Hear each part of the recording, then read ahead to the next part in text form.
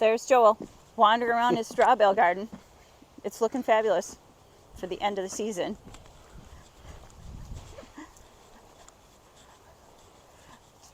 He made some arches out of cattle fencing, farm fencing. He's got tomatoes growing. They got frozen earlier this week, so we're at the end of the season here. Got some eggplants. So Joel, what's your favorite thing you've grown here this year? Well, tomatoes, obviously. Tomatoes. I still have 10,000 tomatoes left in the garden, but Oh my God. tomatoes are my favorite. I love eggplants.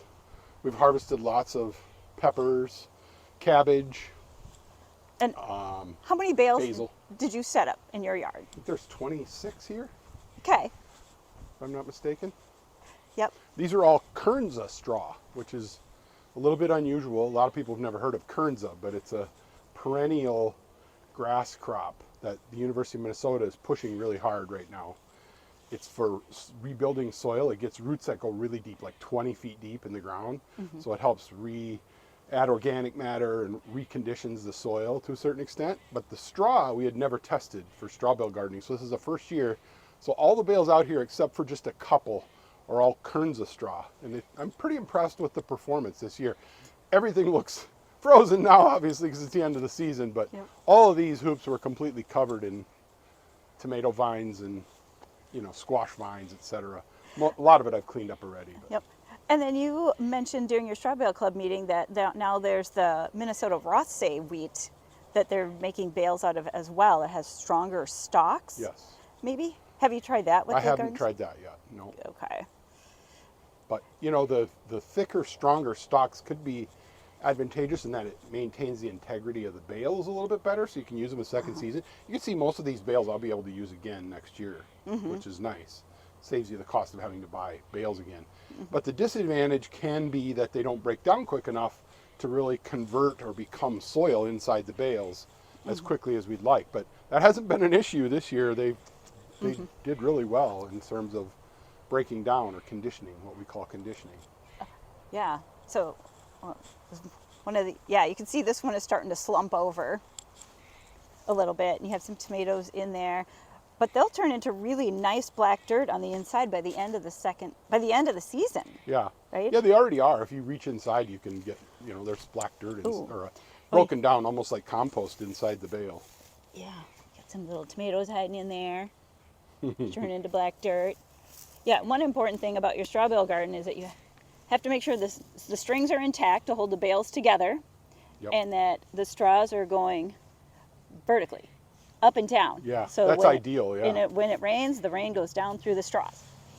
And it's important that it's straw, not hay. Well, yeah, I mean, that's arguable because you can use hay to do this, but you always take a chance when you use hay that if the hay was harvested late in the season, if the hay is harvested late in the season, it could have mature seeds in it, which would then sprout the next year. So you'd have lots of sprouts and potentially weeds coming out of your bales. Yep. But lots of times hay is harvested 2 or 3 times a year or multiple times a year so that the seeds of the weeds that are harvested with the hay, the grass, aren't mature enough to sprout. And then it works just fine. Actually, in some cases, it can work better than straw, believe it or not, because it decomposes quicker.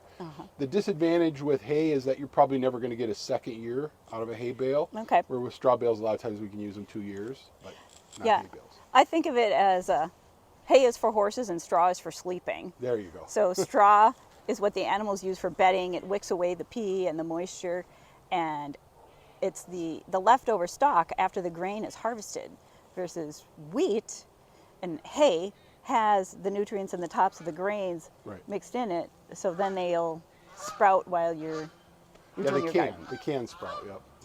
Yeah. Looks fantastic. What is this little guy hanging here? Just a squash hanging on. It's a regular squash, it won't let go. Survived the frost. He's hanging on. Lots of his other ones I kicked into a pile over here the other day when it froze hard. But yeah, it gets to be the end of the season, and A lot of these tomatoes are still good. They actually, the tomatoes, many of them didn't freeze, which is strange because we must have gotten right to 32 degrees. Yeah. So the vegetation, the leaves and the stems are very soft. So as soon as it gets cold enough to freeze, they freeze. But the fruits, a lot of times, you got to get down to about 30 or 29 before the fruits will freeze. They have a little bit of stored energy in them, especially if they're in the sun. During the day, they warm up. But so it's weird. In amongst the tomatoes that are left, some are frozen and some aren't. Like this one up here on the outside of the thing, it got frozen. So you can see. So it's starting to rot. Yeah, it's starting to rot and it froze. It was only 3 days ago when we got our first frost. It so. turned bright Yeah, green. it wasn't very long ago. Yeah, hard They as a look rock. kind of, I don't know what you'd call it. I call it almost glassy when Yes. they freeze. They get kinda that ice They appearance. kind of look luminescent, yeah. Like you can see inside the tomato. And you know that one's no good. You wouldn't want to keep that tomato. So it's like human frostbite, and then all the cells inside start to explode. You know, the Exactly. pressure of the ice crystals Yeah, forming. and the tomatoes will rot real quickly after that. So it isn't even worth trying to make anything out of them. Maybe if you caught them exactly that morning after they frosted, you could do something with them. But Yep. I've had thousands of tomatoes this year, so I'm good. You're good. You've made enough. Yeah, it's amazing. Is this eggplant here ready? Probably, yeah. There's And- a few eggplants that were hanging on. That one's a little bit small. I thought I would leave it to see how big it would get before it frosted, but that's it. That's all that's going to happen this year. That rest of that plant is all dead. There's a few other eggplants that are. Is that yellow other one part. the same variety, or is that a different? That's the same plant. Yeah, it's Okay. just one that's a little bit immature Too and probably didn't get as much sun down at the bottom there. Yeah. Oh, yeah, with your vines, since you get so much leaf on top, do you get much sun on the inside? Yeah, well, the eggplants kind of will stretch through the trellis, so they get sun, and then later in the afternoon they'll get some sun. So. Yeah. So I know this is just one section of fencing. What do they call the fencing? What's Cattle that? panels. It's cattle panel. Okay. Yeah. And they're 16 feet long. So from the bottom all the way up around is 16 feet, and then they're 52 inches wide. Uh-huh. So, and I always put two of them together. Yep. So you can see here's one and here's another one. Yep. Put two of them together and then I zip tie them. It gives them strength. And then these are permanent because I don't ever move these. I just kick the bales out and put new ones under, and I clean the trellis all off. So they're permanent. So I put posts, fence posts in the ground Yeah, to hold them in position. you got these T-posts. How high are these? Are these the They're 8 foot, probably 10 the foot? 8-foot ones, and then I pound, a foot and a half of them in the ground. So they're still about 7 feet off the ground. Yeah, so for those of you people who have never been to a farm store, it's kind of a fun adventure to go buy T-posts and cattle fencing and hay bales, straw bales. Sorry, Yeah. it's straw bales. Straw bales. Not Straw hay bales are bales. best if you can find straw bales, but if somebody gives you free hay bales, you might as well take them because you Give it can a use try. those too. Well, thanks for your garden tour. Oh, sure. I see some. Yeah, I wish it looked nicer. I wish it hadn't frozen, but that's the way it goes. See the parsley hanging on like crazy. That stuff will. I You know. got to have a hard frost to kill that. Yeah, parsley. mine is hanging on too, as well as my mint and my pansies look amazing. Yeah, some of Yeah. that stuff is a little more cold hardy and withstands colder temperatures. Yep. At least in Minnesota. So, yeah, during the on one of your videos online, you talk about the $100 greenhouse, and it's basically Yeah. this setup. It's exactly the setup, except then you add a plastic cover over it, Yep. and then put a zip in it A that zip painters door. use. Yeah. A little It's called zip the door. Easy Wall, An and e- it's sticky. Uh-huh. So you put plastic over the end, and then you put your zipper sticky on there, and then you slit where the zipper is so that you can zip the door up and down. And I noticed you also have boards on the base of your. That's the one that I was using for the spring for the greenhouse. Yeah, so you can make your own greenhouse for less than $100 and put it up in a couple hours. And Yeah, if you've done it once, you can probably do it in about half an hour. Okay, you can do it for 15 minutes. Yeah. Joel's got it down. And you don't need much space. What is this? So if this is 52 inches, it's like a- It's 7 feet wide, and it's 105 inches long. So Okay. This way is 105 inches. This way is 7 feet exactly. so like across. 9 feet by 7 feet, Yeah. 10 feet. And And you've done this obviously in your backyard on ground, but people can set this up in their driveway or on concrete. Sure. Yeah, you Because probably want some way to get the board at the bottom attached. So, if there's some way you did this in the fall, you could put a couple of eye hooks into your concrete or your asphalt or something. Yeah. Just to hold it down, because if it gets windy, Oh, it's yeah. almost like a tent in the spring. So it doesn't weigh very much. So it'll pick the cattle panel and everything right up off the ground. If you put the plastic on. Yeah, if you put the plastic on. Yeah, if you don't have Yeah, plastic. if you don't then have it's the okay. plastic, if you're not doing the greenhouse, yeah, you can do this anywhere. Once those vines are up there, that's real heavy, so that'll hold that down, no problem. Yeah. Very cool. Yeah, so for urban farmers who only have a driveway or something or a small section, you can set this up and get a huge crop. Just hear this. These two sections generate thousands of tomatoes. Yeah, Tomatoes it's love crazy. straw bales. They do. It's probably the one crop that people like growing the most in bales is tomatoes because of the disease resistance. Okay. Your tomato blights, septoria, verticillium, get in the leaves of the tomato, and then the leaves fall off in the soil.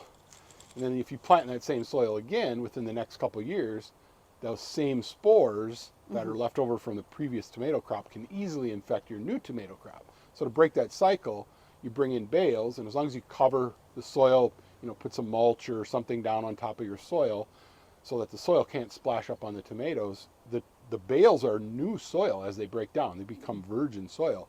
So they don't have any leftover spores of any disease, so it keeps the tomatoes more sterile or cleaner. So you don't get nearly the levels of infection from traditional soil. Which makes it easier and better especially for newbie gardeners. Right. Who've Yeah. never tried this thing before. You don't have to deal with the frustration of finding white powder or Yeah. worms eating all your vegetables. Yeah, it solves a lot of problems, straw bale gardening for sure. Yeah, and you have soaker hoses set up along the line, and you can put a timer on there. I do, but the strange thing this summer, Sally, I only turn these on for 2 weeks this whole summer. Because we got so much rain this year. Because we had steady rains all summer. I went to, took a trip, so I was gone for a 10, 12-day period, and it was during the heat of summer, and Yeah. I was a little nervous, so I turned them on to go on every morning for 5 minutes. Yeah. But they probably wouldn't have even needed them because it did rain while I was gone also. But so it was an amazing summer for gardening in terms of, nature's cooperation. Yeah. We got nice rains every week. Not everybody everywhere gets that, but here in Minnesota, the last 2 summers have been really good for gardening. We've had great rain every week, and it's like you don't have to put much effort in. Once you get the bales set up and conditioned, it takes a few days and then get them planted. It's pretty maintenance free. The biggest maintenance job I did this summer is, when the tomatoes grow, their vines go everywhere. So you got to kind of guide the vines up onto the trellis. So I'd walk through the garden in the evenings once a week and just steer the vines back up onto the trellis. Yep. And that's really the maintenance. So it's pretty simple. Yeah, I find I mess with my tomatoes a little bit too much. So I got to just let them go. Just gently guide them and not do much. And you have a really cute setup here with the trees behind, making a nice barrier with your neighbors. And then, of course, being Minnesota fall, you've got the amazing bright red. Is it a maple tree? Yeah, Amur maple, yeah. An Amur maple. It's just amazing. And your yard's not too huge. No, it's not big. Really It's cute a neighborhood. typical, little over a quarter of an acre, typical neighborhood. But I also have a farm, so. Yeah. And what, a degree in horticulture. Yeah, right. So you know what you're doing. So, and that gives me more space. And I do a garden. I know you know this, Sally, but I did do a garden at the Minnesota State Fair every year also. Yeah. So I planted actually at the fairgrounds. The fair is only 2 miles from here, 3 miles. So I planted at the fair, and the fair gives free water. So I set up an irrigation system there too if I need it. Yep.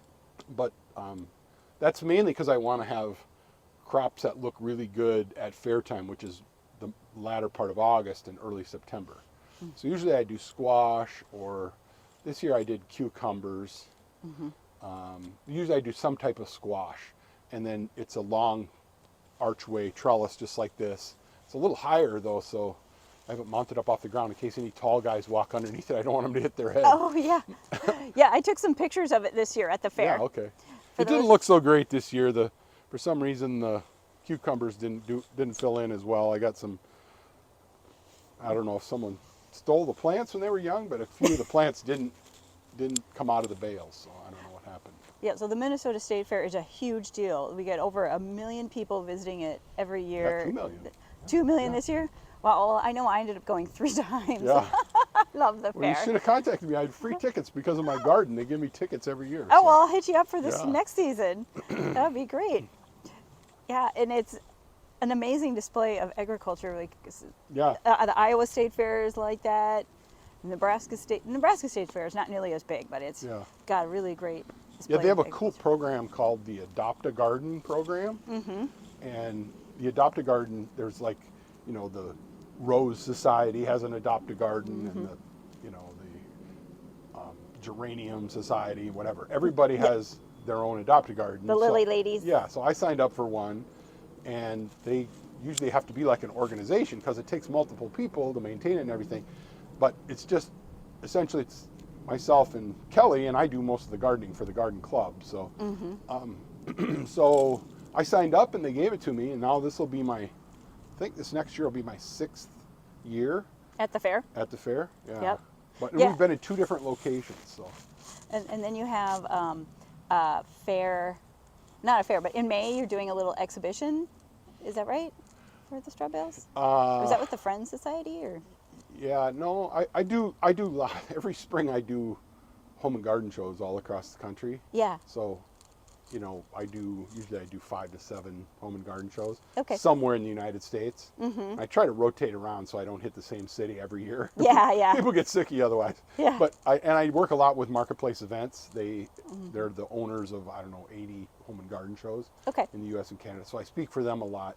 And then if something else comes up, I'm open to anybody's ideas. So Okay. Yeah, we'll try and put some links on the podcast and yeah. include that.